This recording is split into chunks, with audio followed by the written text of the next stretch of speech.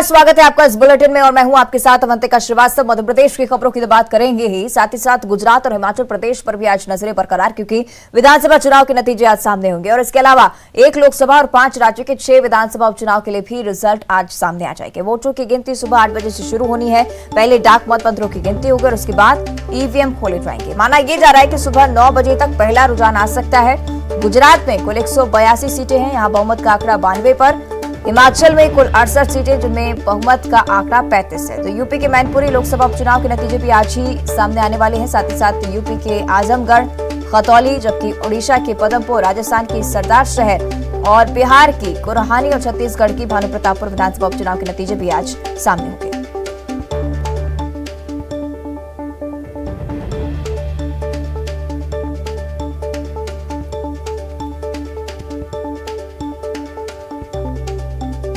गुजरात और हिमाचल प्रदेश के बारे में आपको लगातार हम जानकारी देते रहेंगे। साथ ही साथ भानुप्रतापपुर उपचुनाव को लेकर भी अपडेट न्यूज 18 पर आप देख सकते हैं। सुबह 8 बजे का वक्त है।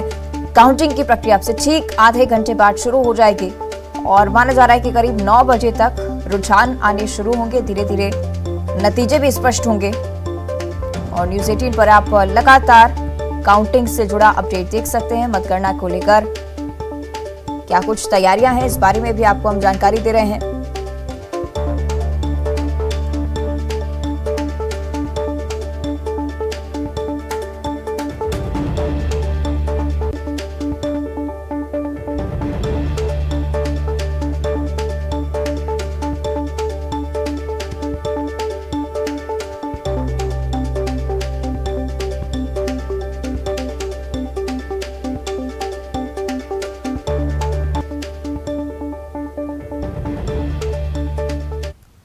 और अब बात कर लेते हैं मध्य प्रदेश की। मुख्यमंत्री शिवराज सिंह चौहान आज मंदसौर के दौरे पर रहेंगे, जहां वो गौरव उत्सव में भाग लेने वाले हैं। और अपने दौरे के दौरान मुख्यमंत्री मंदसौर की राजा सम्राट यशोधर्मन की आदमकद प्रतिमा का भी अनावरण करेंगे। साथ ही साथ करोड़ों रुपए की योजना का लोकार्पण और शिलान्यास भी मुख्यमंत्री के हाथ होगा और मुख्यमंत्री के कार्यक्रम को लेकर भी तैयारियां पूरी कर ली गई हैं। बेहद ही खास आयोजन आज, क्योंकि सीएम शिवराज सिंह चौहान आज मंदसौर के दौरे पर। गौरव उत्सव आज मंदसौर का आयोजित किया जा रहा है और इसमें शिरकत करेंगे सीएम शिवराज। मुख्यमंत्री के दौरे को लेकर तमाम तैयारियां पूरी हो चुकी हैं।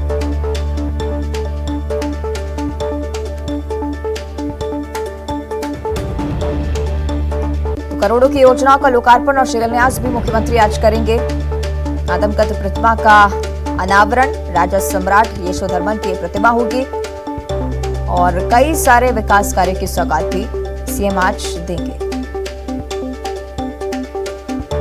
मुख्यमंत्री के कार्यक्रम को लेकर क्या कुछ तैयारियां हैं, ये भी तस्वीरों के जरिए देखिए।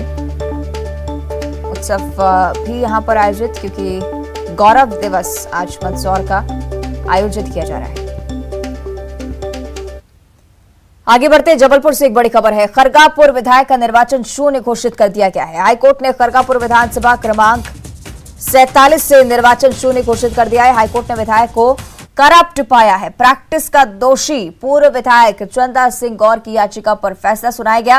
राहुल सिंह ने नामांकन फॉर्म में जानकारियां छुपाई थी, हाईकोर्ट की तरफ से लिखा गया है। साथ ही साथ ये भी कि शासन से लाभ ले रही फॉर्म में पार्टनर भी राहुल सिंह लोधी रह चुके हैं और उमा भारती के भतीजे राहुल सिंह लोधी हैं। इस मामले को लेकर कांग्रेस का बयान भी सामने आ चुका है। कांग्रेस मीडिया सेल के उपाध्यक्ष अजय सिंह यादव ने विधानसभा स्पीकर से राहुल लोधी की विधायकी शून्य घोषित करने पर उनकी सदस्यता खत्म करने की मांग रखी थी।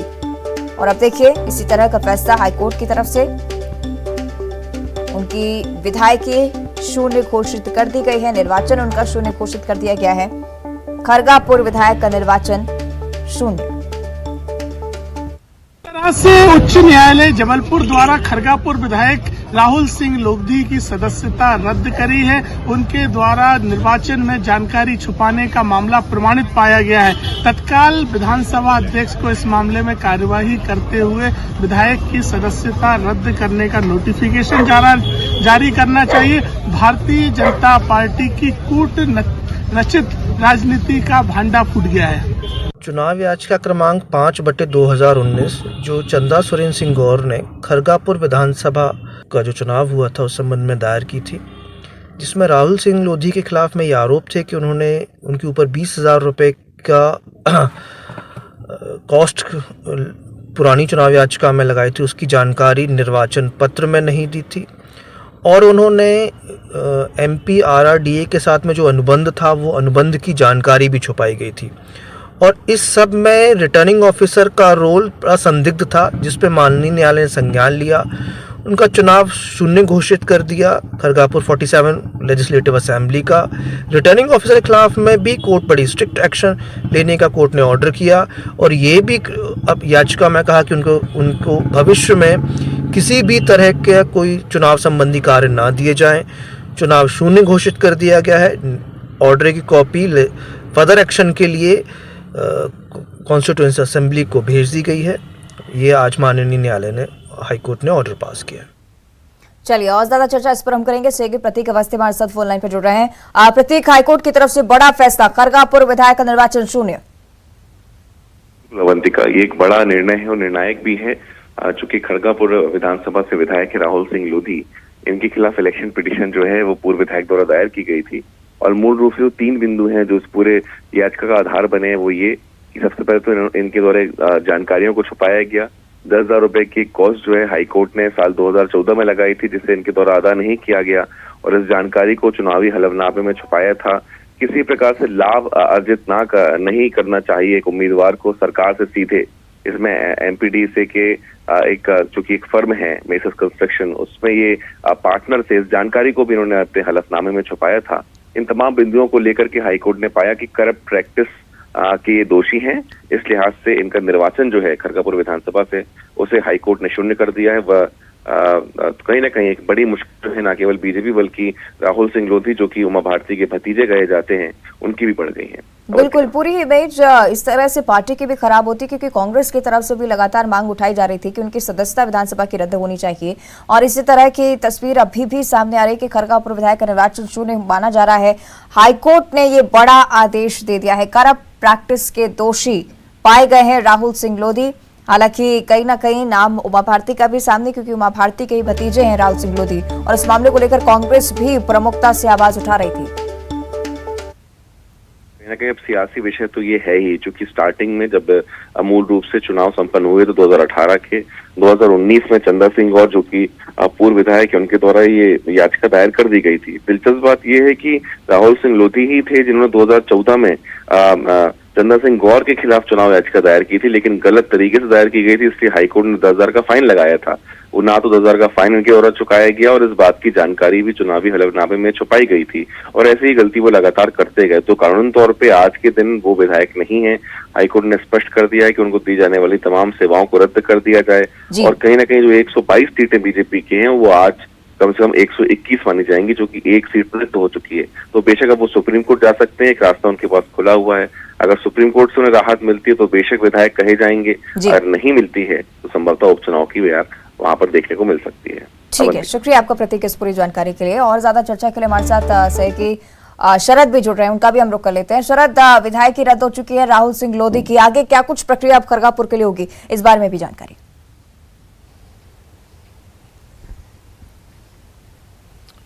देखिए, प्रतीक विस्तार से बता रहे थे पूरा जो मामला है वो। जहां तक बात आगे की है तो हाई कोर्ट ने अपना आदेश दे दिया है। अब विधायक की जो शून्य है उसको शून्य घोषित करने का जो नोटिफिकेशन है वो विधानसभा की ओर से जारी किया जाएगा। अगर हम कांग्रेस की प्रतिक्रिया देखें तो कांग्रेस ने भी कुछ ऐसी ही मांग की है कि तत्काल विधानसभा को इनका जो निर्वाचन है वो शून्य करना चाहिए, और अगर वो शून्य घोषित किया जाता है विधानसभा की ओर से तो फिर जो आगे की प्रक्रिया है सीट खाली मानी जाएगी, और फिर उसके बाद में वहाँ पर जो चुनाव की प्रक्रिया है वो होगी। लेकिन इन सब के बीच में अभी विकल्प के तौर पर, जैसा कि प्रतीक भी बता रहे थे कि जो विधायक हैं उनके पास में सुप्रीम कोर्ट जाने का जो विकल्प है वो अभी बचता है, और अगर वो सुप्रीम कोर्ट जाते हैं और वहाँ से उन्हें राहत मिलती है, जिसकी संभावना तब पता चलेगी जब वो सुप्रीम कोर्ट जाएंगे और सुनवाई होगी, तो फिर परिस्थितियाँ क्या बनती हैं कानूनी तौर पर तब देखना होगा। बिल्कुल, निश्चित तौर पर अब नजर आएगी खरगापुर पर क्या कुछ अब प्रक्रिया फॉलो की जाती है। शुक्रिया आपका शरद इस पूरी जानकारी के लिए। तो खरगापुर विधानसभा की बात कर रहे थे, जहां पर विधायक राहुल सिंह लोधी की जो विधायकी है उसे अब शून्य माना गया है। आगे बढ़ते बैतूल से एक बड़ी खबर है। जारी है जिंदगी की जंग, क्योंकि तन्मय को बचाने की कवायद लगातार चल रही है। रात भर तन्मय को बचाने के लिए रेस्क्यू ऑपरेशन चलता रहा। साथ ही साथ रेस्क्यू ऑपरेशन में 42 फीट अभी तक खुदाई हुई है। 3 फीट और खोदने के बाद ही टनल का काम जो है शुरू होगा।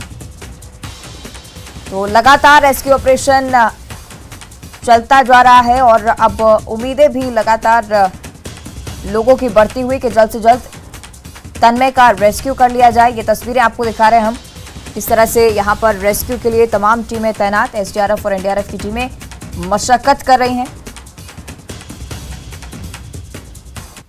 तन्मय को बचाने के लिए बीते 40 घंटे से लगातार रेस्क्यू ऑपरेशन जारी है। कल पूरी रात भी खुदाई का जो काम है वो चला है। बड़े बड़े बोल्ट्स, चट्टाने आने के चलते लगातार जो बचाव दल का अमला है, जो राहत कार्य में पूरी टीम तैनात है, उसे काफी दिक्कतों का सामना करना पड़ रहा है। कल रात भर खुदाई होने के बावजूद अभी तक प्रशासनिक अधिकारियों की ओर से जो आंकड़ा मिल रहा है कि 42 फीट तक जो है खुदाई वो अब तक हो पाई है। अब 3 से 4 फीट और खुदाई होगी और उसके बाद टनल बनने का काम जो है वो शुरू किया जाएगा। आप देख सकते हैं कि पत्थरों का पहाड़ इस वक्त यहाँ पर खड़ा हो गया है। ये वही चट्टाने हैं, वही पत्थर हैं जो लगातार खुदाई से निकल रहे हैं, जो एक पैरेलल गड्ढा बनाया जा रहा है टनल के पास। और दूसरी ओर वो तस्वीर मैं आपको दिखाऊंगा, जिस बोरवेल में, जिस गड्ढे में तन्मय फंसा हुआ है, वहां पर आप देखेंगे ऑक्सीजन के सिलेंडर्स के जरिए लगातार ऑक्सीजन की जो सप्लाई है वो वहां पर की जा रही है। एसडीआरएफ एनडीआरएफ की टीम जो है वो मौके पर मौजूद है। लेकिन बहुत बड़ी चिंताजनक बात यह है कि कल से अभी तक तन्मय की ओर से किसी तरीके का कोई भी रिस्पांस नहीं मिला है। ये बड़ा एक परेशानी का सबब बना हुआ है। अब उम्मीद ये जताई जा रही है कि जल्द ही 3 से 4 फीट और खुदाई, यानी कि 45 से 46 फीट तक जो खुदाई है वो पूरी होगी। उसके बाद टनल बनाने का काम शुरू होगा और फिर तन्मय तक पहुंचा जा सकेगा। लेकिन इसमें भी अभी काफी ज्यादा समय लग सकता है। वीडियो जर्नलिस्ट मोहसिन के साथ न्यूज़ 18 के लिए बैतूल से वासु चौरे। तो देखिए अभी तक और ज़्यादा समय लगेगा, क्योंकि तन्मय को पहुंचने के लिए अब टनल का काम शुरू हो चुका है, लेकिन तन्मय तक पहुंचने के लिए टनल जब बनेगी तब खुदाई होनी है, उसको लेकर भी बहुत ज़्यादा समय लगने की आशंका है। सहयोगी वासु चौरे हमारे साथ लाइव जुड़ रहे हैं। वासु, क्या कुछ अपडेट है, कब तक अब टनल बनाने का काम पूरा हो पाएगा और क्या तन्मय की तरफ से अब कोई रिस्पॉन्स?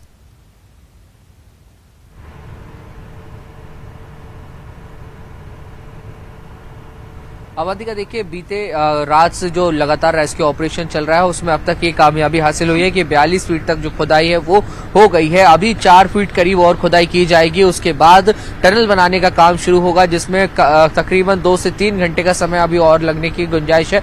और आप अगर देखेंगे जहां पर ये जो तस्वीरें हैं, जो एक पैरेलल गड्ढा बनाया जा रहा है, ये पूरा सिंगल हार्ड रॉक की तरह यहाँ पे प्रतीत हो रहा है। तो ये इन पत्थरों को खोद खोद कर, तोड़ तोड़ कर यहाँ से निकाला जा रहा है और इसलिए इतना ज्यादा समय जो है इस पूरे रेस्क्यू ऑपरेशन को अंजाम देने में लग रहा है। और इसके साथ ही आपको पानी भी नजर आ रहा होगा। पानी 42 से 35 फीट के बाद ही हमने ये देखा कि यहाँ पर काफी बड़ी मात्रा में पानी जो है वो निकल आया था। तो खुदाई का काम चल रहा है और खुदाई के साथ साथ वहां पे पानी को भी पंप आउट करना पड़ रहा है। जो टीम यहाँ पर रेस्क्यू ऑपरेशन को अंजाम दे रही है, जिसके चलते काफी ज्यादा परेशानियों का सामना करना पड़ रहा है।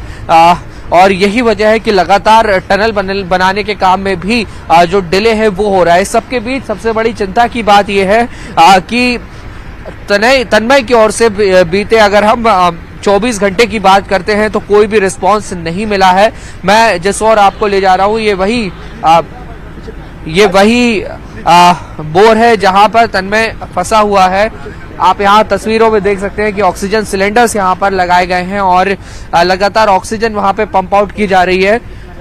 और इसके साथ ही जो एनडीआरएफ एसडीआरएफ की टीम मौके पर मौजूद है वो मॉनिटरिंग करने की कोशिश कर रही है, लेकिन उसके बावजूद अभी तक कोई भी रिस्पांस यहाँ पे नहीं मिला है, जिसके चलते अब शासन प्रशासन की भी चिंता जो है वो बढ़ गई है, क्योंकि 40 घंटे तकरीबन अब होने को आ रहे हैं। वहां पर आपको एक एम्बुलेंस भी तैनात दिखाई देगी। एम्बुलेंस के साथ जो डॉक्टर्स की टीम है वो यहाँ पर मौजूद है।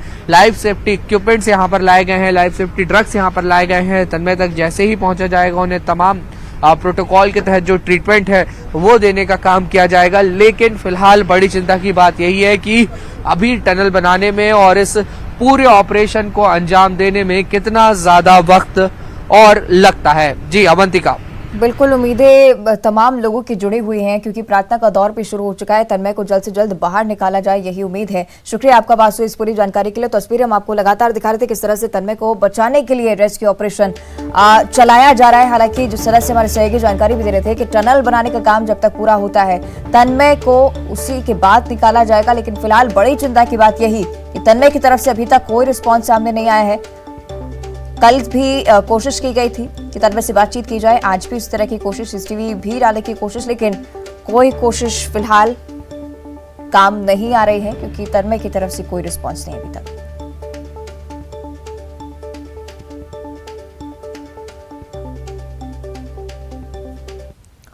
और अब भोपाल से बड़ी खबर है। बाघ का शव मिलने पर सीएम ने सख्ती दिखाई है। आपको बता दें कि डिप्टी रेंजर और फॉरेस्ट गार्ड को निलंबित कर दिया गया है। पन्ना टाइगर रिजर्व में बाघ का शव मिला था। फंदे से लटका हुआ बाघ का शव पाया गया था। सीएम ने इसके लिए आपात बैठक भी बुलाई। डिप्टी रेंजर और फॉरेस्ट गार्ड को निलंबित कर दिया है।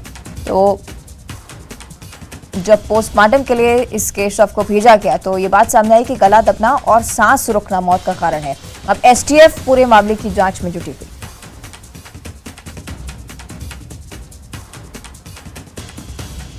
बाघ का शव मिलने पर सीएम शिवराज सिंह चौहान भी अब सख्ती से इस मामले को देख रहे हैं।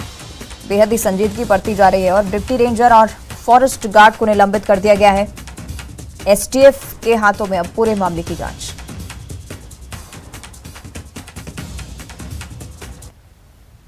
आगे बढ़ते ग्वालियर से एक बड़ी खबर है। नाबालिग को ब्लैकमेल कर ठगी की वारदात को अंजाम दिया गया है। नाबालिग का एक अश्लील वीडियो बनवाया गया और अश्लील वीडियो वायरल करने की धमकी देकर ब्लैकमेल किया जा रहा था। 14 लोगों ने 5 महीने में 30 लाख की रकम ऐंठ ली है। 25 मई को नाबालिग का अश्लील वीडियो बनाया गया था और डेयरी संचालक ने यह वीडियो अपने कैमरे में कैद किया था। हालांकि 5 महीने से बच्चा मामा की तिजोरी से चोरी कर रहा था। जेवरात और नकदी उसने ली थी। 1 नवंबर तक आरोपियों ने जेवरात और नकदी से 30 लाख की रकम वसूली है। मामा ने तिजोरी में रकम का मिलान किया तो उसके बाद इस पूरे मामले का खुलासा हो पाया। शिकायत पर ब्लैकमेल करने वाले 14 आरोपियों के खिलाफ केस दर्ज किया जा चुका है। देर रात बिलौआ थाने में केस दर्ज हुआ है। आरोपियों की धरपकड़ में भी अब पुलिस की टीम जुटी हुई। तो 25 मई 2022 से 1 नवंबर 2022 तक ब्लैकमेल करते रहे आरोपी।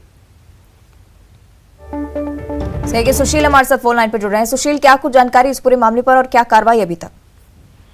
देखिए, ग्वालियर जिले के बिलौआ कस्बे से सनसनीखेज मामला सामने आया। 25 मई को यहाँ रहने वाले एक 12 साल के नाबालिग बच्चे को जब वो डेयरी संचालक के पास दूध लेने के लिए गया था, उसी दौरान उसने अपनी डेयरी के अंदर ही इस नाबालिग बच्चे का अश्लील वीडियो बना लिया था और उसी वीडियो के आधार पर इसे लगातार ब्लैकमेल किया जा रहा था और बच्चे को ब्लैकमेल करने के लिए लोग परेशान कर रहे थे। और तब से ही बच्चा अपने जो मामा एक बड़े कारोबारी है उस कस्बे के, उनके घर ही ये रहता था पिता की देहांत के चलते। तो इस बच्चे से अपने मामा के घर से ये लगातार चोरी करवा रहे थे। मामा के जो तिजोरी और संदूकें थी वहां से ये लगातार बच्चा सोने चांदी के जेवरात जो है चुरा चुरा कर इनको दे रहा था धमकी के चक्कर में। और उसके बाद कुछ नकदी भी जो है इस बालक ने लगातार यहाँ से मामा के घर से दी। और नवंबर महीने तक इन आरोपियों ने 5 महीने में करीब 30 लाख रुपए से ज्यादा की नकदी और जेवरात ऐंठे थे बच्चे से। एक दिन जब मामा ने अपनी रकम का मिलान किया और नकदी देखी तब इस बात का खुलासा हुआ और जब उसने भांजे से पूछताछ की तो उसने पूरी घटना बता दी। इसके बाद देर रात बिलौआ थाने में शिकायत दर्ज कराई गई। पुलिस ने इसमें कुल 14 आरोपियों के खिलाफ ब्लैकमेलिंग का और नाबालिग को एक्सटॉर्शन का मामला दर्ज किया है और पुलिस अब इन आरोपियों की धरपकड़ में जुटी हुई है। ठीक है, शुक्रिया आपका सुशील इस पूरी जानकारी के लिए।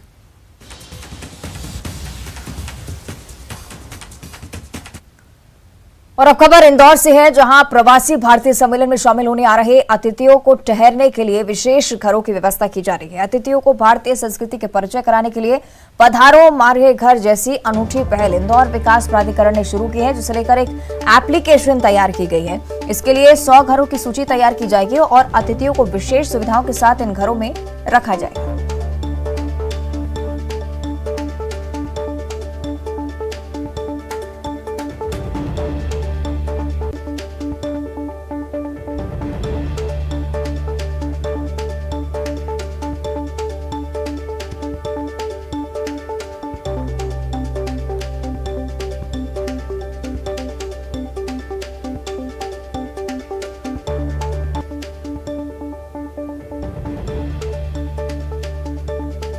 प्रवासी भारतीय सम्मेलन में शामिल होने के लिए अतिथि आ रहे हैं, जिनको ठहरने के लिए विशेष घरों की व्यवस्था की गई है। अतिथियों को भारतीय संस्कृति से परिचय कराना है बेहद ही महत्वपूर्ण उद्देश्य। पधारो हमारे घर जैसे अनूठी पहल इंदौर विकास प्राधिकरण की तरफ से शुरू की गई है।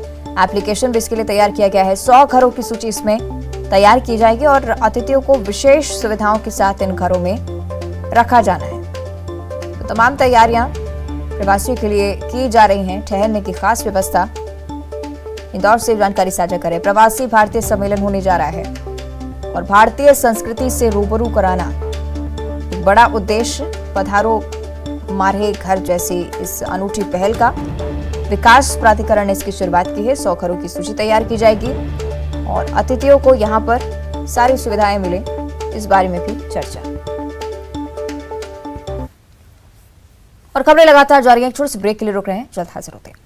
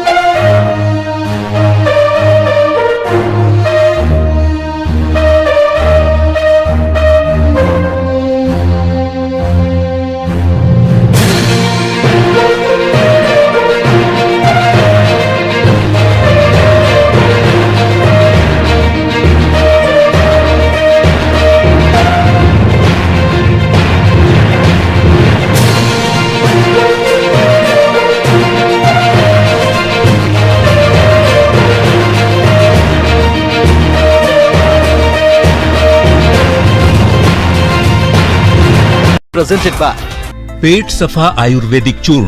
पेट सफा तो हर रोग दफा।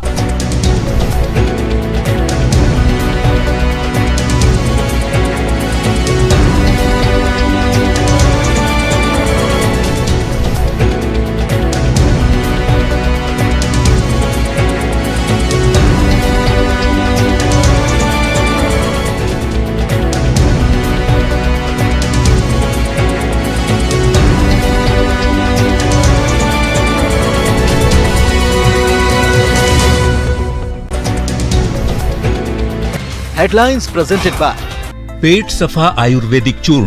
पेट सफा तो हर रोग दफा।